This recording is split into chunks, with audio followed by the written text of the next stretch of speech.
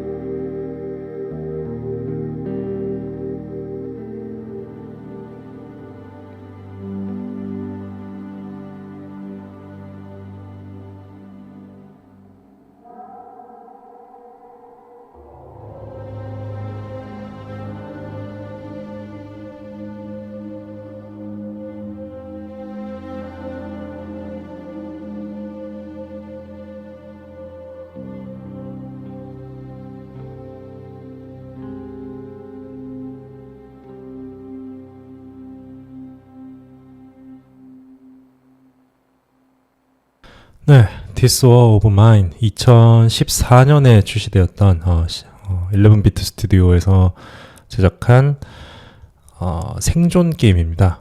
폴란드의 개발사고요. 폴란드가 동유럽의 한국이라고 봐도 좋을 정도로 한국과 역사적으로 좀 비슷한 맥락을 가진 그런 국가입니다. 이래저래 외침도 좀 많이 받았고요. 특히나 이제 바로 옆에 강대국인 이제 러시아, 소련이 붙어 있다 보니까 거기서부터 해가지고 뭐 2차 세계대전 때 2차 세계대전 시작이 이제 나치 독일의 폴란드 침공이었죠.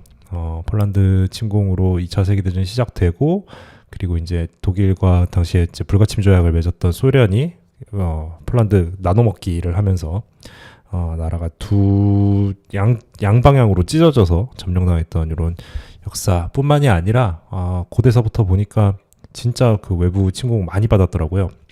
지정학적으로 좀 그럴 수밖에 없는 위치였던 것도 있고 해서 아마도 폴란드에서 만들었다고 하니까 좀 더 게임에 대해서 좀 신뢰도가 올라간다고 할까요? 그런 느낌이 좀 있습니다. 게임의 캐치프레이즈는요. In war, not everyone is a soldier. 전쟁 속에서 모두가 군인인 것은 아니다. 라는 캐치프레이즈를 가지고 있습니다. 가상의 동유럽 국가에서 이제 게임이 진행이 되는데요. 전쟁 중인 내전으로 인해서 굉장히 황폐화된 상태이고 이곳에서 쉘터, 어떤 그 피난처에 모여 있는 사람들이 함께 전쟁이 끝날 때까지 살아남는 것이 목표인 게임입니다.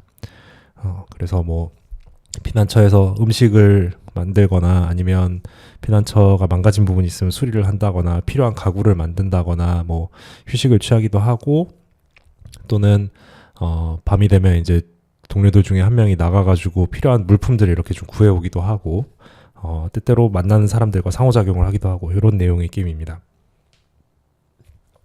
살아남는 것 자체가 뭐 난이도가 엄청 높은 건 아닌데요. 근데 이제 디스 워 오브 마인이 유명해진 것은 그 전쟁 상황에서 심지어는 군인이 아닌 민간인들을 다루고 있음에도 불구하고 살아남기 위해서 어떤 도덕적인 선택, 살아남을 것인가 아니면 인간으로 남을 것인가에 대한 선택을 강요하는 장면들이 꽤 많이 있습니다. 예를 들면 피난처로 누군가가 찾아와서 자기를 받아들여 달라고 합니다.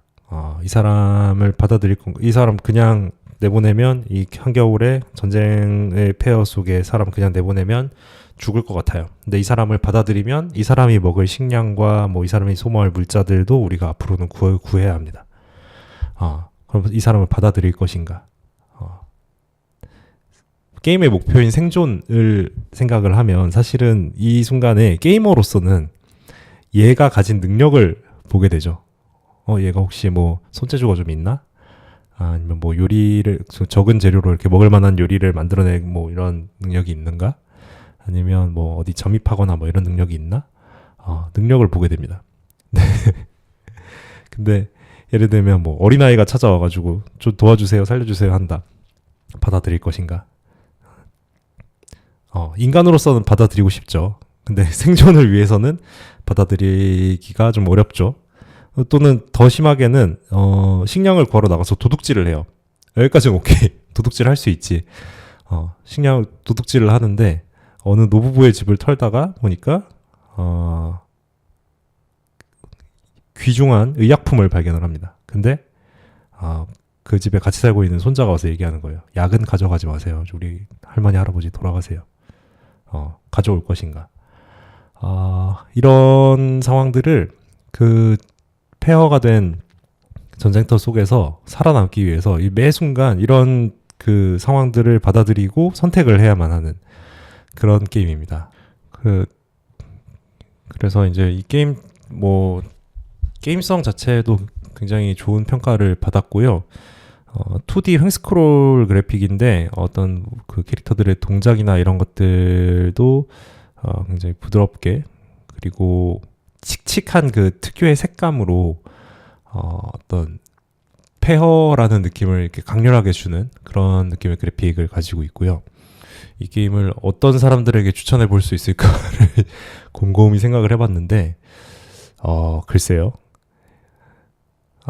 이 게임을 정말 처음부터 끝까지 즐거운 마음으로 즐길 수 있는 사람은 아마 세상에 없을 것 같고요. 그런 분이 있다면 꼭 병원 치료 받으시기를 바라겠고요.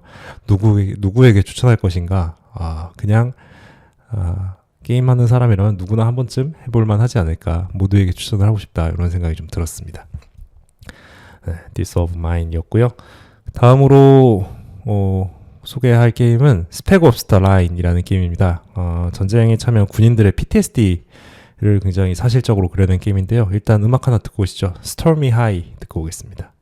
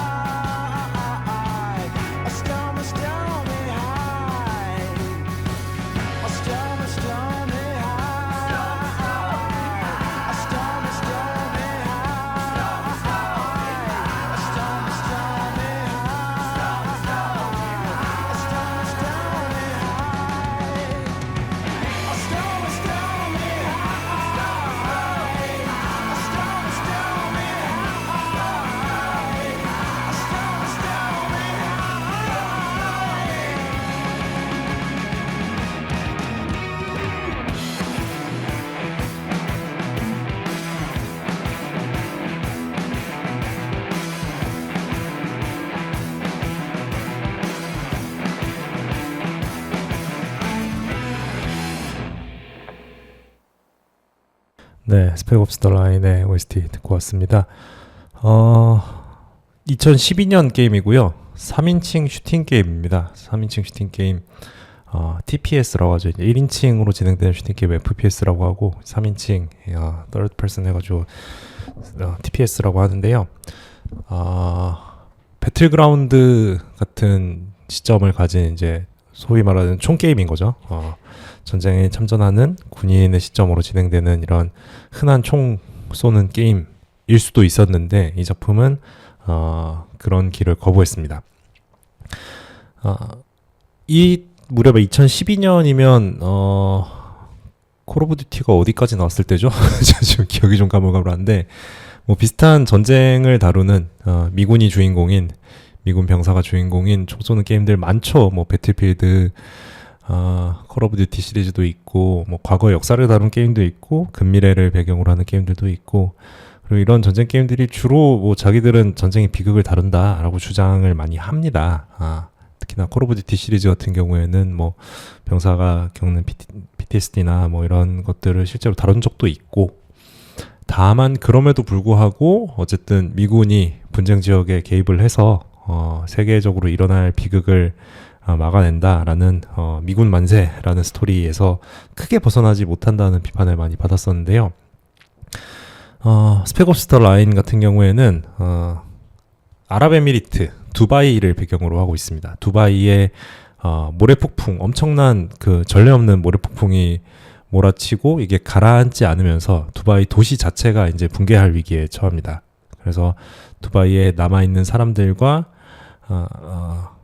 아프가니스탄에서 본토 귀국을 기다리고 있었다가 그 두바이의 구조를 위해서 들어갔던 미군 부대가 또 실종이 돼가지고 이 사람들까지 구출해내기 위해서 미국 특수부대가 투입된다라는 배경 설정을 가지고 있습니다. 이 작품도 재밌는 게 원작 소설이 있어요. 원작 소설 어둠의 심장, Heart of the Darkness라는 소설인데 이 사람은 영국 사람인데 출신이 폴란드 출신이더라고요. 이분도. 역시 이게 역사적으로 뭔가 이게 당한 게 많은 사람들이 이런 거 잘 만드는 건가 싶기도 하고요. 아무튼 그래서 게임의 내용을 이제 플레이를 하다 보면 점점 이제 그 주인공을 비롯해서 주인공과 함께 투입된 델타포스 대원들이 점차 그 PTSD로 인해서 미쳐가는 묘사가 있습니다. 점점 더 필요 이상으로 잔인해진다든가 잠을 자지 못한다든가 환각을 본다든가 심각한 PTSD 증상을 게임 내에서 실제로 볼 수가 있고요. 체험해 볼 수가 있고요.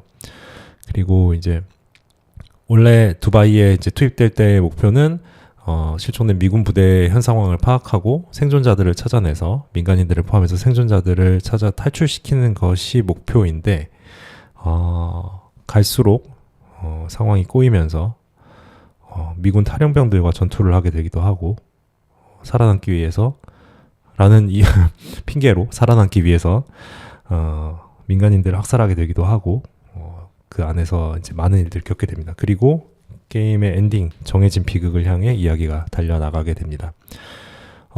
엔딩을 선택할 수 없다는 점이 약간의 혹평 요소이기는 했는데요. 어떤 식으로 플레이를 하든 반드시 이제 비극적인 엔딩을 향해 나아가게 되고 심지어는 플레이 중에 뭔가 선택할 수 있는 요소도 그리 많지 않습니다.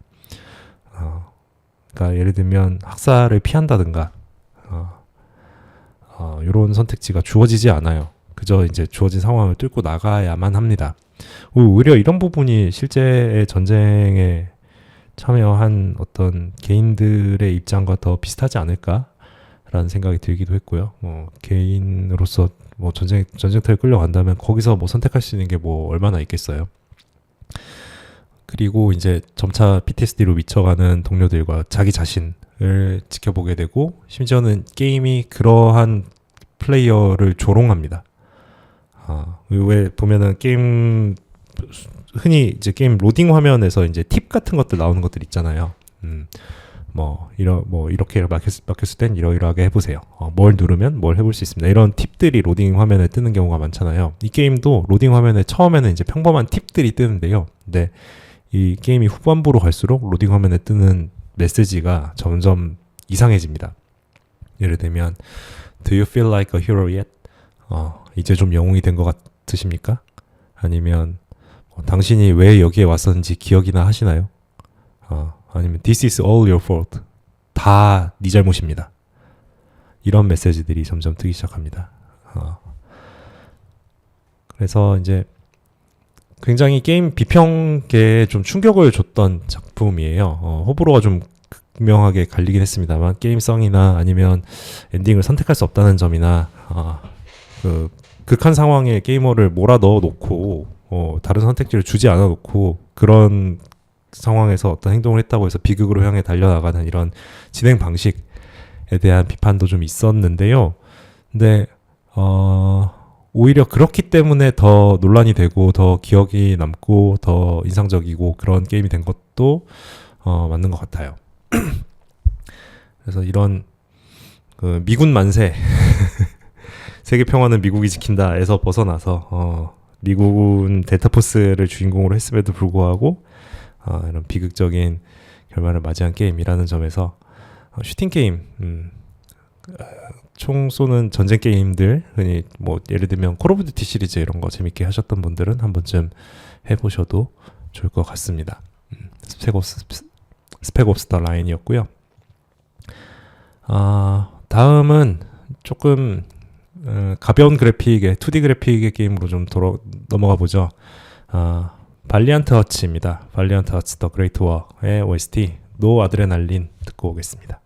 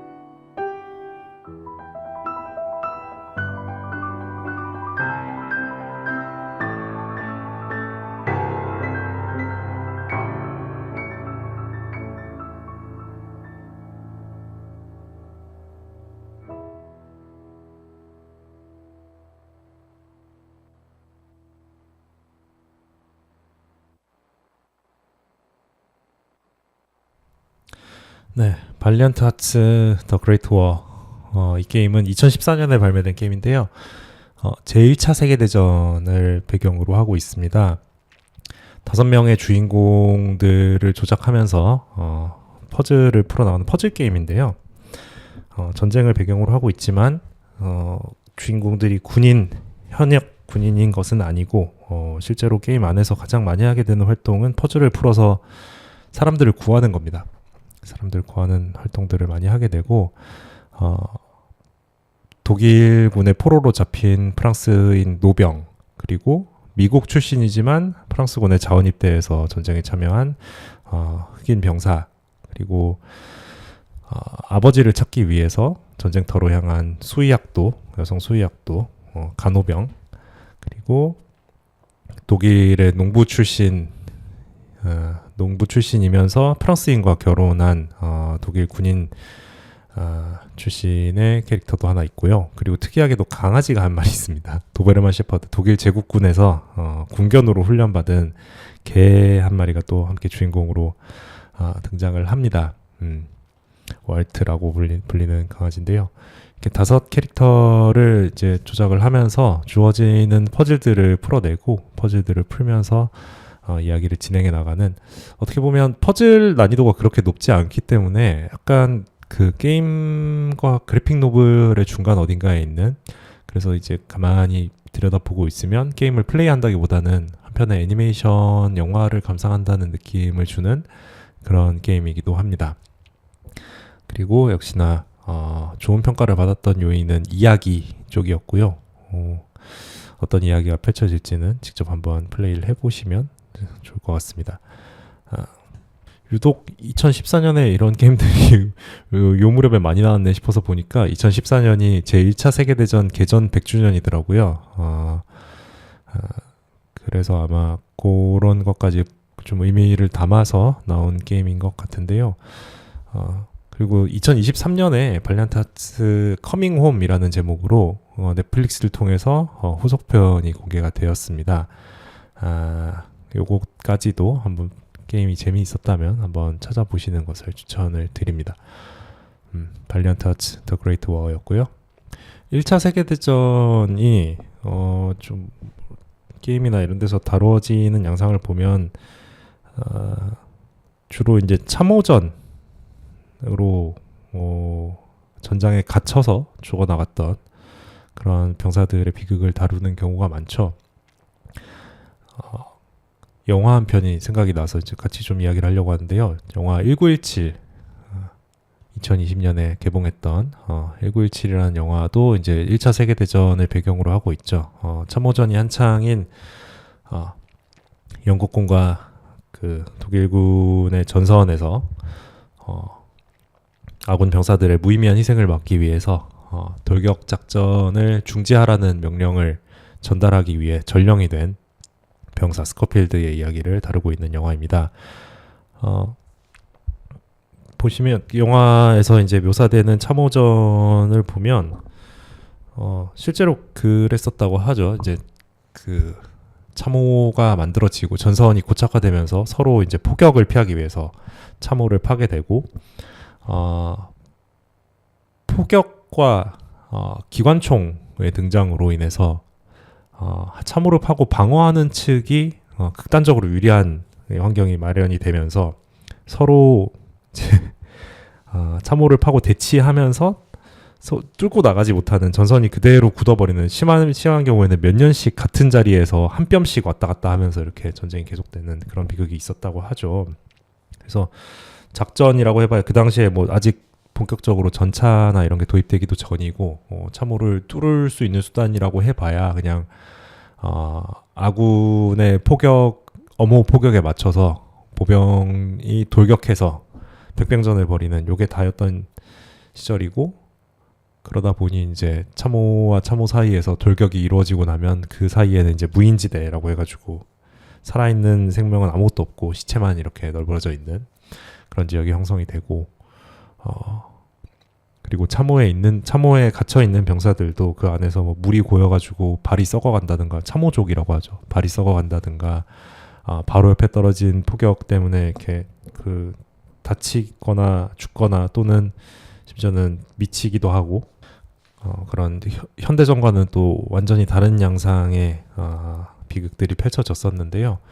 그런 참호전의 모습을 영화가 초반에 이렇게 조금 보여주고, 그리고 그 와중에 이제 스코필드라는 병사가 영국 육군 부사관인 스코필드라는 병사가 그 명령을 하나를 받습니다. 다른 부대에 가가지고 돌격 작전을 중지하라는 명령을 전달을 해라. 우리가 지금 돌격을 할 수 있는 상황이라고 판단을 했었는데 뭔가 적의 기반이 있었다. 돌격을 하면 다 죽는 상황이다. 그냥 돌격을 정지시켜야 된다. 해가지고 그 명령서를 가지고 달리기 시작합니다. 달리기 시작하는데 영화가 일단 양식적으로 좀 특이한 부분은 마치 원테이크처럼 촬영이 되었습니다. 영화가 시간적으로 단절되는 구간이 딱 한 구간 있는데요. 이 주인공인 스코필드가 중간에 이제 기절해가지고 한 반나절 정도 밤새 이렇게 기절해 있는 부분이 있어요. 그 부분에서 딱 기절하는 장면에서 기절한 장면이 밤이고 이제 아침으로 확 전환되는 요 장면을 제외하면은 영화가 사실상 이 전령의 이야기를 실시간으로 따라간다는 느낌을 줍니다. 그 촬영과 편집을 통해서 원테이크로 마치 카메라 하나가 계속해서 이 사람을 따라다니는 듯한 이런 착각을 주는 기법을 통해서 그래서 이제 전장에서의 한 이틀 정도의 시간을 이 병사와 함께 보내게 되는 이런 체험을 할 수가 있고요. 그 외에 이제 직접적으로 전쟁의 비극을 표현한 부분들 외에도 여러 가지 뭐 상징이나 비유나 이런 것들이 많이 들어있는 영화였는데 제가 본 지가 오래돼가지고 좀 까먹었고요. 이런 거는 직접 보면서 한번 찾아보시면 좋을 것 같고 그래서 영화 1917의 음악을 하나 들으려고 하는데 I am a poor wayfaring stranger 라는 음악을 듣고 오겠습니다.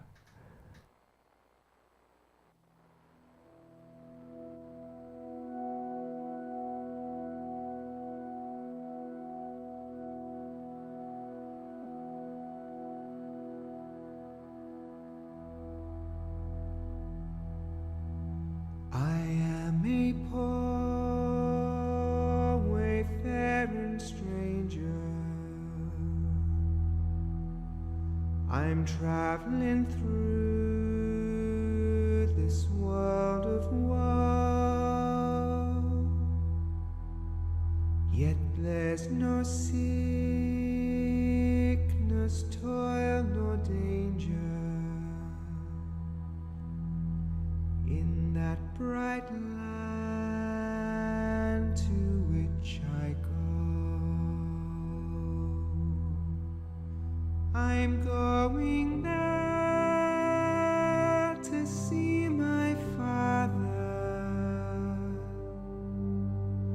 I'm going there no more to roam. I'm only going over Jordan. I'm only going over home.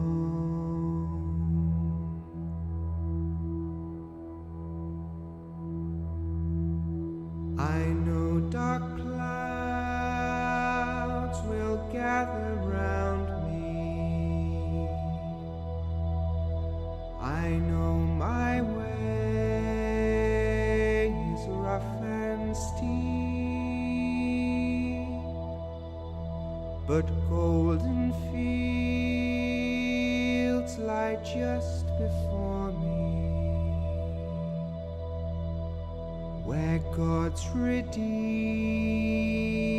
shall ever sleep.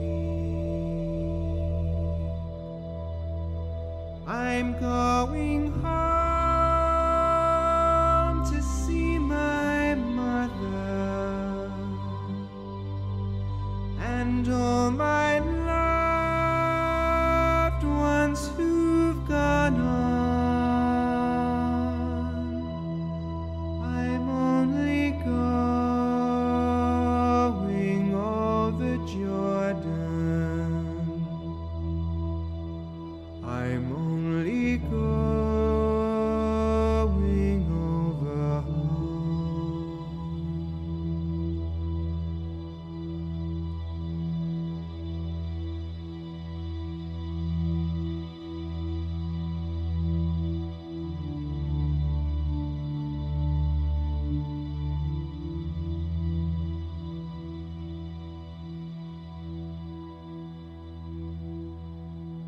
I'll soon be free from every trial.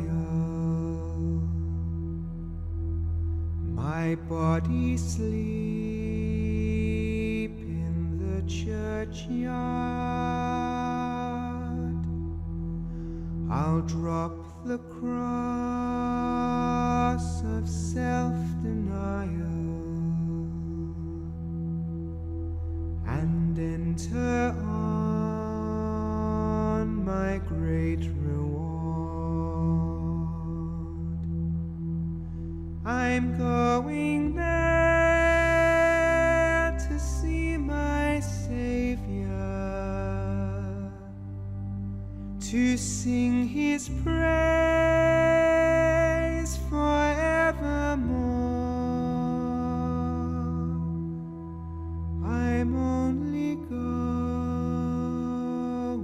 over Jordan. I'm only going over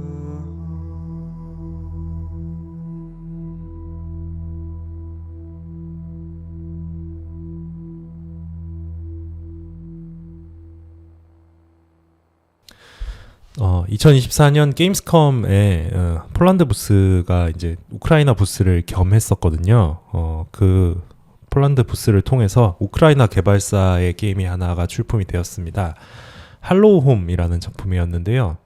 이 할로우홈은 This War of Mine과 비슷하게 이제 전쟁의 현장에서 살아남아야 하는 민간인들의 이야기를 담고 있습니다. 이 게임 개발진이 실제로 우크라이나 러시아 전쟁의 마리우폴 포위전에서 탈출을 했었다고 해요. 탈출했던 제작진의 경험을 녹여서 할로우홈이라는 게임을 제작을 했다고 하는데요.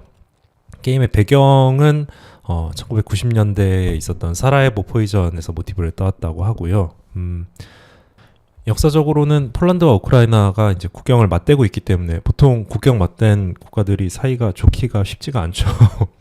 뭐 한국, 일본, 한국, 중국 관계도 그렇고, 뭐 프랑스, 영국, 프랑스, 독일 관계도 그렇고, 역사적으로 보면 국경 맞대고 있는 국가들이 이제 사이좋기 쉽지 않은데, 폴란드와 우크라이나도 역사적으로는 이제 서로 앙숙이었던 기간이 꽤 길었다고 하는데, 지금은 러시아라는 어떤 공공의 위협에 같이 맞서는 입장이 되다 보니 좀 이전보다 가까워진 상태라고 해요. 그래서 우크라이나 난민들을 수용하기도 했었고요, 폴란드에서.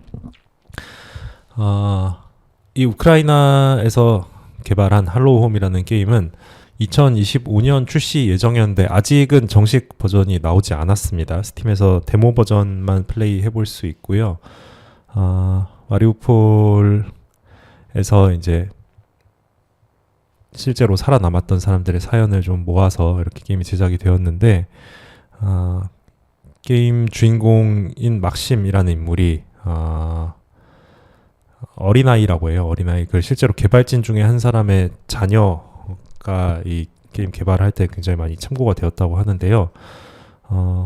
예를 들면 이 막심이 어린아이의 눈으로 이제 어른들을 보면서 이런 그 상황에 대해서 궁금해하는 이런 장면들이 있습니다. 예를 들면 왜 아파트를 놔두고 복도에서 잠을 자야 하나요? 근데 실제로 이 전쟁 상황에서 우크라이나 러시아 전쟁 상황에서 아파트 내에서 잠이 들었다가 폭격으로 인해서 또는 공습으로 인해서 아파트 유리창이 깨지면서 사람들이 죽거나 다치는 경우가 많아서 실제로 사람들이 아파트 복도에서 잠을 청하는 일들이 많이 있었다고 해요.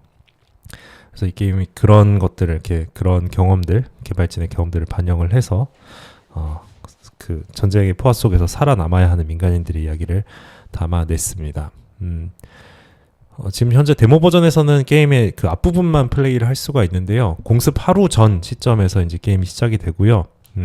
그리고 전쟁이 난다라는 소문이 바닥에 퍼져 있지만 게임 속의 사람들은 그 사실을 믿고 싶지 않아 합니다. 그리고 아마 전쟁을 실제로 겪고 있는 지금 우크라이나 사람들도 이게 꿈인가 현실인가 현실을 믿고 싶지 않은 그런 기분일 것 같아요. 그런 것들이 이제 실제 개발진들 경험을 잘 녹여서 반영이 되어 있습니다. 같은 행사에서 2024년 게임스컴에서 독일 개발진에서도 이제 전쟁과 관련된 게임을 하나 출품을 했는데요. PVKK라는 게임입니다. 이 게임은 굉장히 그 단순한 형태의 게임입니다. 대포를 발사하는 게임인데요.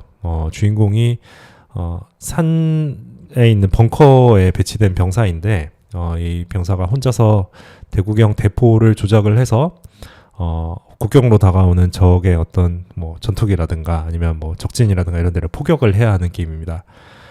대포를 발사하기 위해서 발전기를 가동하는 것부터 시작해서 기기에 전원을 공급을 하고 레이더를 보고 표적을 식별을 하고 어떤 탄환을 사용할 것인지 선택을 하고 장전을 하고 각도를 맞추고 뭐 이런 것들까지 해가지고 대포를 쏘는 것까지 상부의 명령을 받아서 이렇게 진행하게 되는 게임인데 이 게임이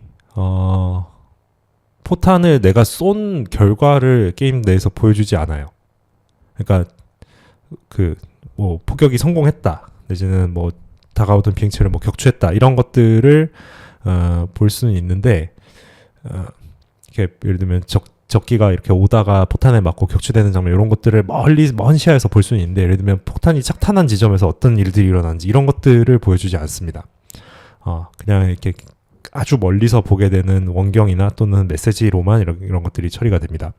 그래서 이 현장감이 와닿지 않는, 그러니까 현대전이 좀 그렇다고 하잖아요. 지금 뭐 예를 들면 드론이 이제 우크라이나 러시아 전쟁에서 드론이 굉장히 본격적으로 사용이 되기 시작을 했는데 그 드론을 조종하는 병사들이 마치 이제 전쟁을 게임처럼 받아들이고 사람을 죽인다는 인식을 잘 가지지 못하고 이런 문제들이 발생하고 있다고 하죠. 약간 그런 느낌을 좀 게임이 주고 있습니다. 개발진들은 이 게임을 통해서 따로 뭐 교훈을 주려고 하진 않았다라고 이야기를 합니다. 교훈을 주려고 하진 않았다고 하는데 다만 이제 어떤 선택을 강요하는 두 집단 사이에서 유저를 좀 딜레마에 빠뜨리는 재미에 초점을 맞췄다라고 이야기를 했다고 해요. 근데 오히려 그런 부분이 현대전에 참여하는 어떤 병사 개인의 시점을 잘 표현한 것이 되지 않았나라는 생각이 들긴 합니다. 음악은요, 할로우 홈의 음악을 하나 듣고 갈게요. The Day Before라는 음악을 하나 듣고 가겠습니다.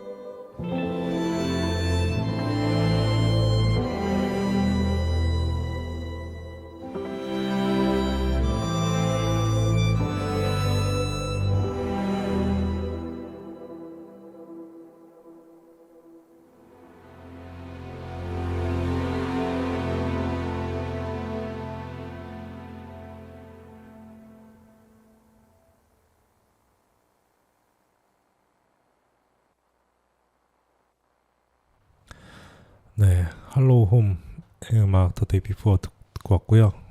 정식 버전이 출시가 좀 빨리 되어서 한번 경험을 해볼 수 있었으면 좋겠다는 생각이 드네요. 네. 그리고 다음으로 소개할 게임 이야기를 하기 전에 레벤스보른이라는 걸 좀 이야기를 해야 될 것 같은데요. 배경 지식으로. 레벤스볼은 생명의 샘이라는 뜻의 독일어입니다. 나치 독일이 순수한 아리아인의 수를 늘리겠다라는 목적으로 설치했던 출산을 장려하는 기관이었습니다. 출산을 장려한다는 게 정확히 무슨 얘기였냐? 순수한 혈통의 아리아인을 만들기 위해서 주로 노르웨이를 비롯해서 여러 국가의 여성들을 납치, 감금해서 독일 군인들, 순수 아리아인인 독일 군인들의 아이를 강제로 출산하게 만들었던 2차 세계대전 때의 굉장히 큰 비극 중에 하나를 일으킨 그런 기관이었습니다. 그래서 나치에서는 이제 파란 눈, 금발, 그리고 약간 덩치가 큰 이런 것들을 뭐 아리아인의 어떤 순수한 형태로 규정을 하고, 이러한 아이를 낳기에 적합한 여성들을 찾아서 실제로 납치하고 감금하고 세뇌하고 성범죄를 저질렀습니다. 그래서 이제 태어난 아이들이 있었는데요. 그렇게 해서 태어난 아이들이 노르웨이에 특히 많았고, 이 아이들은 종전 이후에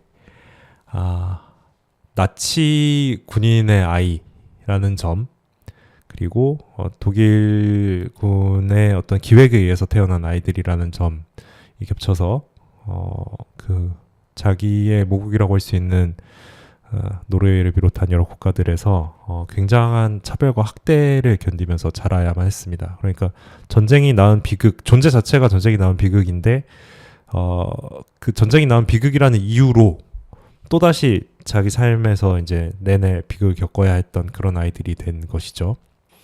그래서 이번에 소개하려고 하는 게임 My Child 레벤스보른은 이 레벤스보른을 통해서 태어난 아이들의 이야기를 담고 있습니다. 2018년에 출시가 되었고요. 육성 게임의 형태를 지니고 있습니다. 프린세스 메이커 같은 게임들 생각하시면 얼추 맞을 것 같아요. 그 주인공은 이 레벤스보른 아이가 주인공인 게 아니라 이 아이를 입양해서 키우는 보호자가 주인공이 됩니다. 작중에서 이 주인공은 그 자신이 입양한 아이 외에는 가족이 없고 아이를 간절하게 바라다가 이제 아이를 입양하게 되는데, 이 아이가 레벤스보른 아이였던 거죠. 1944년 8월에 태어난 레벤스보른 아이를 키우게 되는 부모의 입장에서 입양 부모의 입장에서 게임을 진행을 하게 되고, 아이를 키우면서 이 아이가 자라나면서 학교에서 뭐 따돌림을 당한다든가 학대를 당한다든가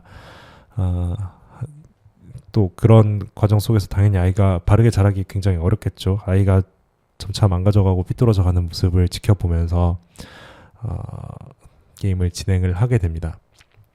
게임 속에서 플레이어는 여러 가지 선택들을 하게 되는데요. 뭐 예를 들면 잠들려는 아이에게 뭐 동화책을 읽어준다, 안 읽어준다, 뭐 아이가 물어보는 질문에 어떻게 대답을 한다, 이런 선택지들이 계속해서 제시가 됩니다.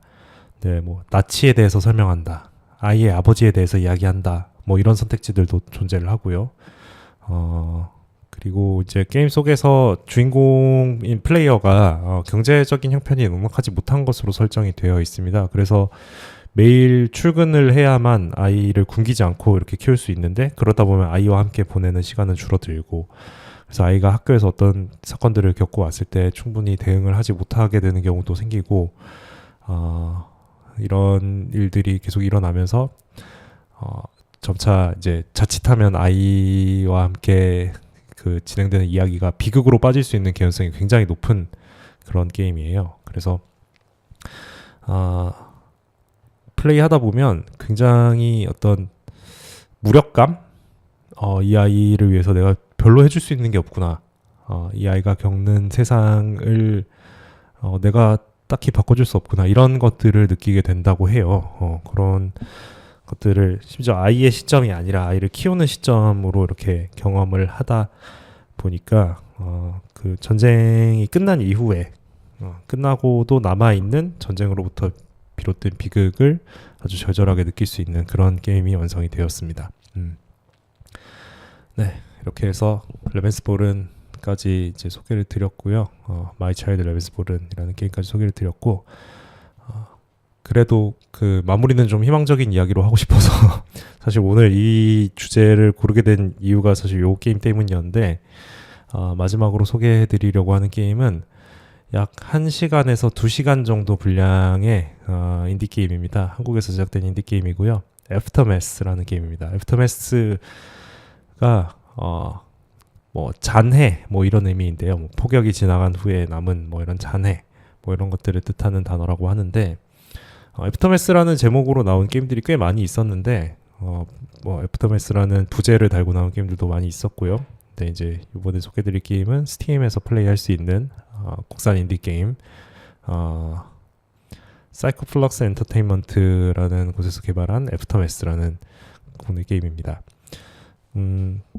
게임은 이제 그 플레이 한다기보다는 감상하게 되는 그래픽 노블에 아주 가까운 형태의 게임이고요.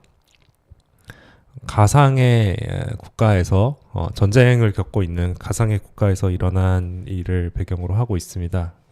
게임 처음부터 끝까지 모든 이야기가 굉장히 좁은 벙커 안에서 이루어져요. 시작을 하면 그 병사 한 명이 벙커 안에서 일어나고요. 2216일째 이 벙커에서 생존하고 있다는 메시지가 나옵니다. 2216일째. 그리고 벙커 안에 병사는 그 주인공 딱 한 명뿐이에요. 35명의 중대원이 있었는데 33명은 전사, 그리고 한 명 이 주인공과 함께 살아남았던 중대장은 약 3년 전에 그 생존해 있다는 사실을 아군에게 전하고 구조를 요청하기 위해서 벙커를 떠났고 아직 돌아오지 않았습니다. 그래서 이제 이 주인공 병사는 매일 아침에 혼자 점호를 해요. 총원 35, 현재원 1,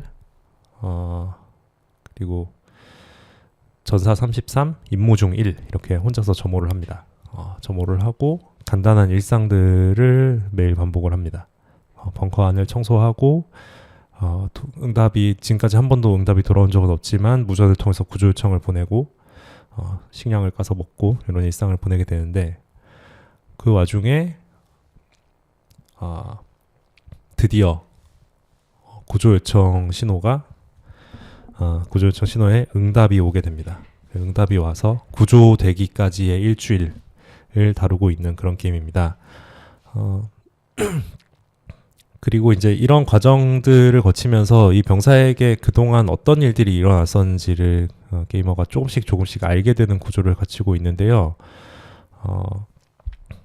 그 전쟁이 길어지면서 더 이상 징집할 만한 사람이 남아있지 않아서 소년병 또는 여성까지도 징집을 하기 시작했다. 그래서 이 아이는 10살 무렵에 징집이 되어서 처음에 중대에 들어왔다라는 사실도 알게 되고, 그리고 중대원들과 어떤 일상들을 보냈는지, 그리고 어떻게 해서 중대원들이 점차 이제 줄어들었었는지, 그리고 중대장은 이 아이를 남겨놓고 구조를 요청하러 가면서 아이에게 어떤 말을 남기고 갔는지, 이런 것들을 경험을 하게 됩니다. 2216일이면 한 6년 좀 넘는 시간이죠. 그래서 10살의 소년이 전쟁터에 끌려 나와서 16살이 되기까지 어떤 일들을 겪었고 어떻게 살아남았는가, 이런 것들을 조금씩 게임이 알려주게 되는데요.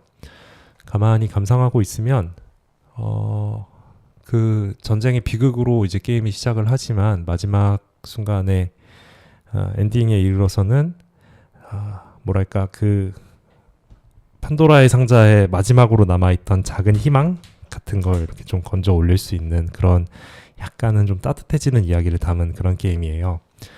분량 길지 않으니까 1시간 정도, 좀 빠르게 플레이하면 한 1시간 정도, 천천히 음미하면서 해도 한 2시간 정도면 플레이할 수 있는 게임이니까 한 번쯤 찾아보시는 것도 좋을 것 같습니다. 그래서 저는 오늘 전쟁의 비극을 주제로 다루었지만 작은 희망 하나를 이렇게 이야기로 남겨놓으면서 방송 마무리하려고 합니다. 지금까지 서대문 공동체 라디오 어텐션 나우 인피니티 BGM의 이창민이었고요. 다음 주에 또 재미있는 이야기와 음악으로 찾아오도록 하겠습니다. 감사합니다.